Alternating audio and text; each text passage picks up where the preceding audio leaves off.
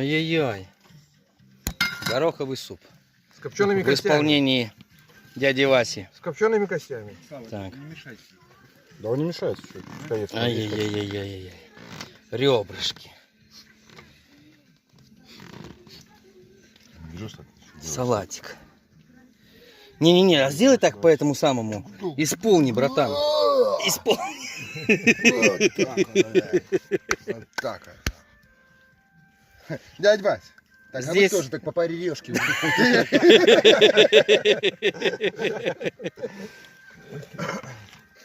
Слава, ты суп будешь?